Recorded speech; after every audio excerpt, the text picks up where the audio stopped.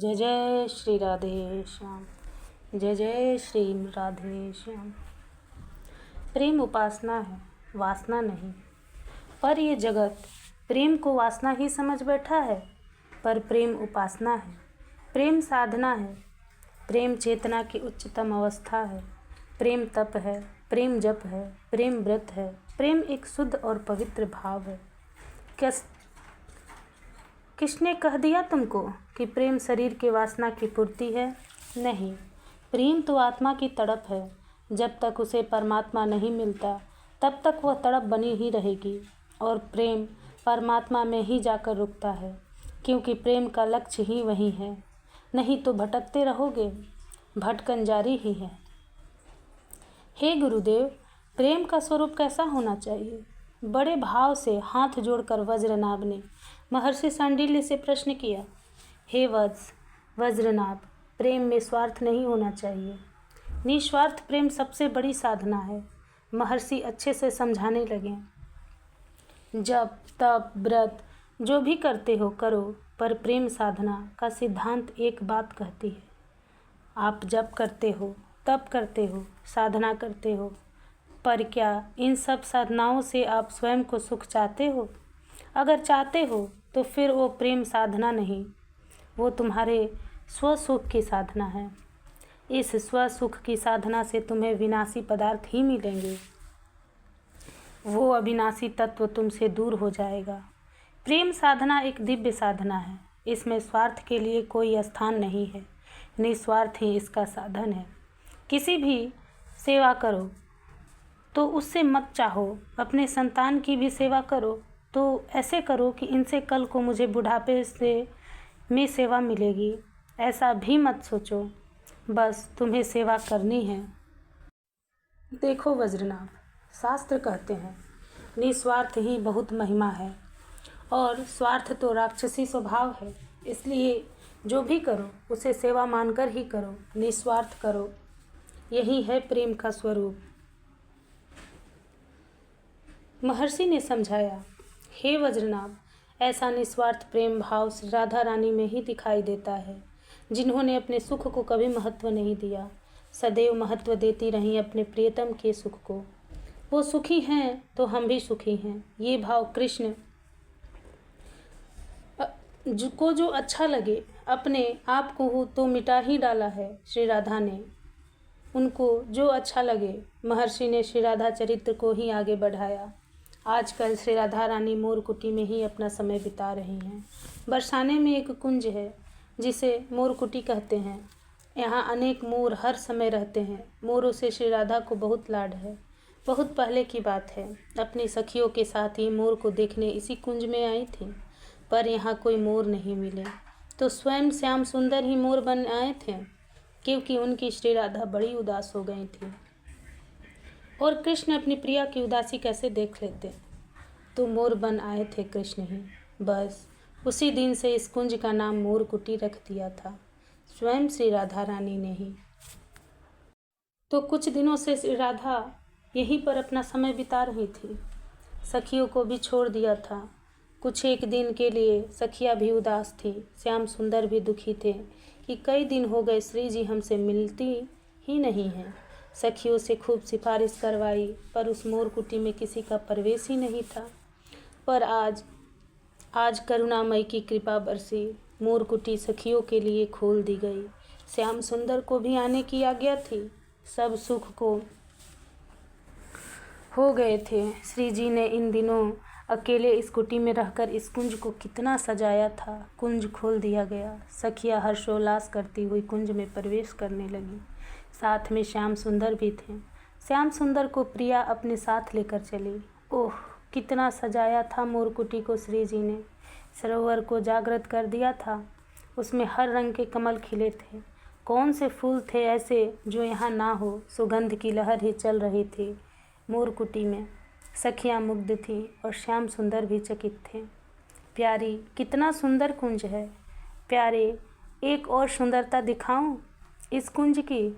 चहकते हुए श्री राधा रानी ने श्याम से पूछा। हाँ हाँ, आनंदित हैं श्याम सुंदर तो। रुको। तभी श्री राधा रानी ने जोर से आवाज़ लगाई, श्री राधे। राधे राधे। जैसे ही स्वयं श्री राधा रानी ने अपना नाम लिया, बस फिर क्या था, कई मोरों का झुंड, तोता, मैना, ये सब पक्षी उड़ उड़ कर वहाँ आ गए। देखो प्यारे, ये कितना सुंदर बोलता है। एक मोर को बुलाया श्री राधा रानी ने। बोल मोर बोल। मोर बोलता है, राधे राधे राधे। श्याम सुंदर मुग्ध हो जाते हैं। आहा, कितना सुंदर बोल रहा है ये। प्यारे, इस सुख पक्षी को भी सुनो। बोल तोता। तुरंत तोता बोला, राधा राधा राधा। ताली बजाने लगे श्याम सुंदर। नेत्रों में प्रेमाश्रुत बह चले। प्यारी, कितना सुंदर बोलते हैं ये पक्षी। कितना सुंदर कुंज है ये तुम्हारा। कितना सुंदर नृत्य है इन मोरों का। पर ये क्या, पूरा का पूरा कुंज, पूरी की पूरी मोर कुटी राधा राधा राधा नाम से गुंजित हो उठी थी, क्योंकि शताधिक मोर, तोता, मैना, कोयल सब एक साथ बोल रहे थे। श्री राधा का नाम सुनकर और श्री राधा के द्वारा पोषित पालित इन पक्षियों के मुख से श्री राधा नाम सुनकर श्याम सुंदर के आनंद का ठिकाना नहीं रहा। वो अपने आप को भी विस्मृत कर बैठे थे। वो श्री राधा के ही अंग में लुढ़क गए थे। कुछ देर रहे श्याम सुंदर, फिर झांझ होने लगी तो नंदगांव की ओर चल पड़े थे। आपको एक बात पूछे, सखियों में मुँह लगी सखी है ललिता, ये श्री राधा रानी से कुछ भी कह देती है। हाँ हाँ पूछो, क्या पूछना है? श्री राधा रानी ने कहा, हे स्वामिनी, गलती हो तो क्षमा करना, बस एक बात पूछनी है कि अभी श्याम सुंदर आपके कुंज में आकर गए, पर हम सखियों को एक बात आखिरी वही हमें पूछना है। हाँ हाँ, कहाँ? पूछो। श्री जी ने फिर कहा, आपने इन मोरों को, तोतों को, अन्य पक्षियों को अपना ही नाम क्यों रटवाया? हे हरिप्रिया श्री राधे, आप प्रेम की अधिष्ठात्री देवी हैं, फिर प्रेम कैसे अपने प्रियतम को छोड़ अपना नाम रटाए? आपने ऐसा क्यों किया? प्रेम तो पिए के लिए ही समर्पित होता है ना। फिर उस प्रेम में हम कहाँ हैं? फिर हमारा नाम क्यों? कृष्ण नाम क्यों नहीं बुलवाया? राधा नाम क्यों बुलवाया आपने? हे प्रेम की देवी, अपराध हो तो क्षमा करना, पर हमें इसका समाधान चाहिए। श्री राधा रानी से ललिता सखी ने ही ये प्रश्न किया था। छोड़ो ना, मैं क्या जानूँ प्रेम, मुझ में तो प्रेम की एक छींट भी नहीं है। श्री राधा रानी ने कहा, ना, आप हम लोगों को बहका नहीं सकती, आपको उत्तर देना ही पड़ेगा। हम सब की प्रार्थना है। सब सखियों ने ही सब अब हाथ जोड़ लिए थे।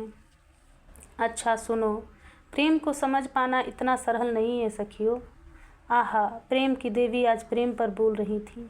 श्री राधा रानी ने कहा, हे सखियों, कृष्ण नाम से मुझे बहुत सुख मिलता है। कृष्ण नाम सुनकर, कृष्ण नाम कहकर मुझे जितना सुख मिलता है उसका वर्णन तक नहीं कर सकती। पर हे सखियों, राधा नाम सुनकर मेरे प्यारे को बड़ा सुख मिलता है। राधे राधे, इस नाम को सुनते ही मेरे प्यारे श्याम को इतना आनंद मिलता है। मैंने देखा है, वो अद्भुत रस में डूब जाते हैं। उनके हृदय का आनंद हिलोरे लेता रहता है, वो उसी में डूबे रहते हैं।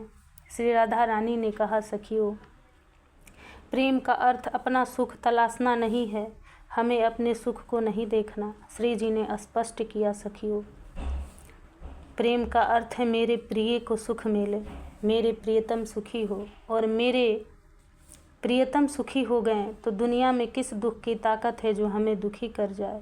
हम तो प्रियतम के सुख में सुखी हैं, उन्हें जो अच्छा लगता है वही हम करेंगी।